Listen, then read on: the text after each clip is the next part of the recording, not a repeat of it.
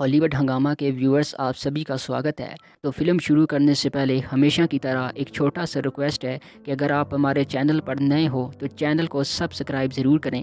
तो चलो वीडियो को शुरू करते हैं।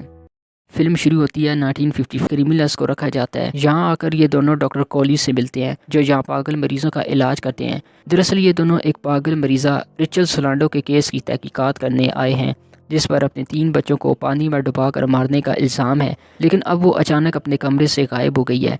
डैनियल जब रिचल सोलांडो के कमरे की तलाशी लेता है तो इसे वहाँ पर एक नोट मिलता है। वो इस नोट को अपने पास रख लेता है। इसके बाद डैनियल सारे स्टाफ से पूछताछ करता है, लेकिन इसके हाथ कुछ खास नहीं लगता। जिसके बाद डैनियल डॉक्टर कॉली से सारे स्टाफ और मरीजों की फ़ाइल मांगता है, जिस पर डॉक्टर कॉली अपने हॉस्पिटल के प्रोटोकॉल की खिलाफ वर्जी कहकर मना कर देता है। आयरलैंड से वापस जा नहीं पाता। इसके बाद वो डॉक्टर कॉली से जाकर कहता है, मुझे रिचल सोलांडो की थेरेपी में जितने भी मरीज़ थे इन सब से बात करनी है। और इन सब मरीज़ों से बात करने के दौरान डैनियल आखिर में एक ही सवाल पूछता है, क्या तुम एंड्रयू लैडिस को जानते हो? चक डैनियल की इस बात से कुछ हैरान हो जाता है और बाद में इससे पूछता है कि ये एंड्रयू कौन है। डैनियल चक को बताता है कि वो मेरे अपार्टमेंट में मेंटेनेंस वाला था जहाँ मैं अपनी बीवी के साथ रहता था और इसी ने मेरी बीवी को जलाकर मार दिया था और बाद में इसको इसी आयरलैंड पर लाया गया था और वो मानो गायब हो गया है। इसके बाद वो अब पूरे आयरलैंड पर एंड्रयू को ढूंढने लगता है मगर वो उसे कहीं नहीं मिलता। अब इस पर डैनियल को लगता है कि शायद इस हॉस्पिटल में मरीजों के ऊपर कोई एक्सपेरिमेंट हो रहे हैं जिस वजह से लोग अचानक गायब हो रहे हैं।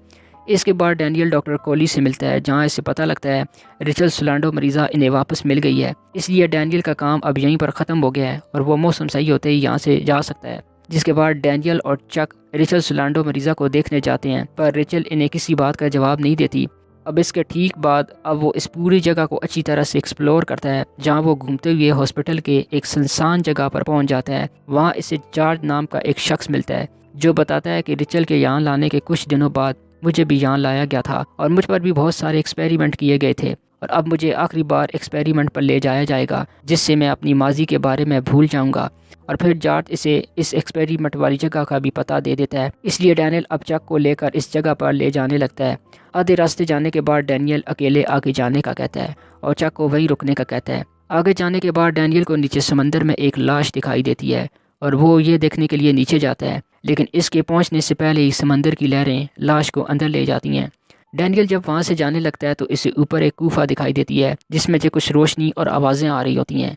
जिसके बाद डैनियल इस गुफा में चला जाता है। अब वहाँ से एक औरत दिखाई देती है जो काफ़ी दिनों से इस गुफा में छुपी हुई थी, जिस पर डैनियल को पता लगता है कि ये रिचल सोलांडो है जो हॉस्पिटल से गायब हुई थी। यानी जो रिचल सोलांडो हॉस्पिटल में है वो असली रिचल नहीं बल्कि दिखावा कर रही है। वहीं असली रिचल डैनियल को बताती है कि मैं इस हॉस्पिटल में एक डॉक्टर थी जो याददाश्त मिटाने वाले तरीके के सख्त खिलाफ थी, जिसकी वजह से उन्होंने मुझे पागल करार देकर उल्टा मुझ पर ही एक्सपेरिमेंट किया जाने वाला था, जिसकी वजह से मैं अपनी जान बचाकर वहाँ से भाग निकली। फिर डैनियल रिचल को भरोसा दिलवाता है कि वो सब कुछ ठीक करके इसको इस आयरलैंड से बाहर निकालेगा। इसके बाद डैनियल लाइट हाउस की तरफ जाने लगता है जहाँ इसे डॉक्टर कॉली दिखाई देता है जो पहले से इसका वहाँ इंतज़ार कर रहे थे। अब यहाँ कहानी का एक नया खुलासा होता है और हमें पता लगता है कि डैनियल ही असल में एंड्रयू है और रिचल का असली नाम डॉलरस है जो कि डैनियल की बीवी थी। और इसके कमरे में जो पर्ची मिली थी जिसमें पेशेंट नंबर 67 लिखा था वो मरीज़ डैनियल यानी एंड्रयू ही है। वह बीमार रहने लगा और इस सच्चाई को कबूल नहीं कर पाया और अपने आप को यकीन दिला देता था कि ऐसा तो कुछ हुआ ही नहीं था। लेकिन डॉक्टर कॉली की प्लानिंग के तहत एंड्रयू को अब सब कुछ याद आ जाता है और वो इस बात को भी कबूल कर लेता है कि इसने ही अपनी बीवी को कत्ल किया है क्योंकि इसकी दिमागी हालत ठीक नहीं थी। डैनियल और रिचल सोलांडो नाम के शख्स कोई है ही नहीं और वो बस इसके खुद के बनाए हुए किरदार थे जो इस हादसे के लिए इसने बना लिए थे। इसके बाद डॉक्टर कॉली कहता है कि इसने 9 महीने पहले भी इन सब बातों को कबूल किया था, लेकिन तुम चीज़ों को रीसेट करते हो, तुम अब अपनी कल्पनाओं से बाहर हो।